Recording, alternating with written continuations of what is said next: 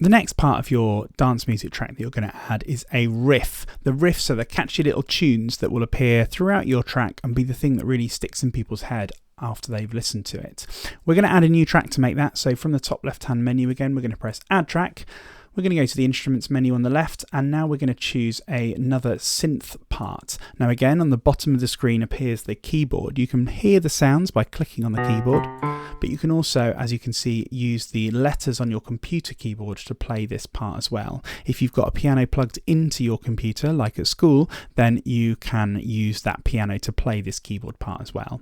Now we're going to look for a high-pitched melody sound now. We've got our low bass, we've got our chord part. What we want now is the main tune. So we're going to look in the section of the instruments called synth leads. That's a synth part, but it's the lead, it's going to be the main melody.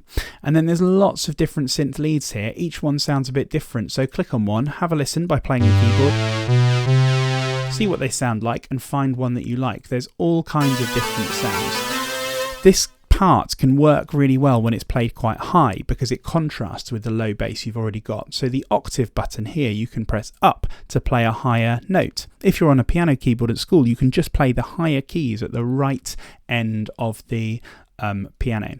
Now what you'll want to do is come up with a short, simple, catchy tune that can be repeated over and over again, because repetition is a really important part of dance music. So having a little play around with your notes on your keyboard. Again, the notes you choose will be dependent on what notes you chose when you did your bass line. If you chose to use the blues scale, you'll want to use notes for the blues scale on this as well. If you chose to use just the white notes for your bass line, stick with just the white notes here.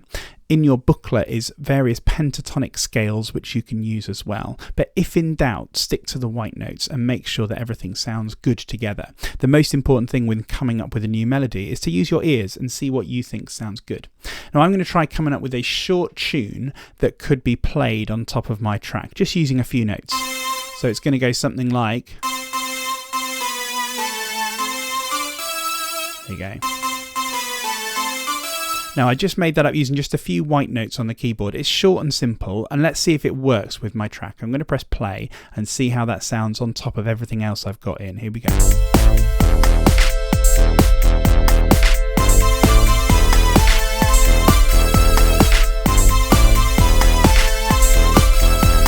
Yeah, I think that could work. So I'm going to try recording it in now by pressing the record button. My melody is actually quite long, using about 5 notes there, but you can make a really good sounding melody even with just 1 or 2 notes.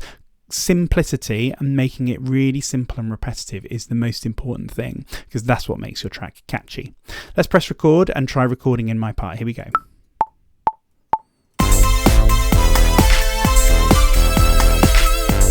Again, I've only played it once because I want my piece to repeat, but you can see that when I recorded it, it's added in this big empty blank bit at the end, which I want to get rid of. You always want your loops to start and end on the numbers along the top, on the bar lines. So I'm going to do that by going to the bottom right hand corner, dragging it back so it finishes exactly now on number 3. There we go, I can check by clicking. So it starts on 1 and ends on 3. That makes sure it's always going to be in time. Now speaking of timing, I also want to quantize my track to make sure that all of the notes are in the places I want them to be. So I'm going to double click on it, see the notes in my riff. I'm going to click and drag a box around them. There we go. And I'm going to press quantize to just jump those exactly into time. Once I've done that, I can now loop the part I've created by going to the top right hand corner, click and drag, and now if I press play, I'll hear that along with everything else. Here we go.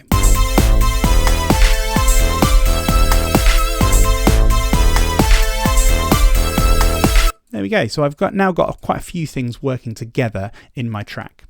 As an extension, if you finish that and come up with your riff, what you could do is try coming up with another riff for a B section or a second section of your song. Rather than having the same riff over and over again, why not try stopping your riff and then trying to record a new one by coming up with a new pattern of notes on your piano keyboard, record it in as normal, quantize it again and loop it, and you can then swap between the two over the course of your piece.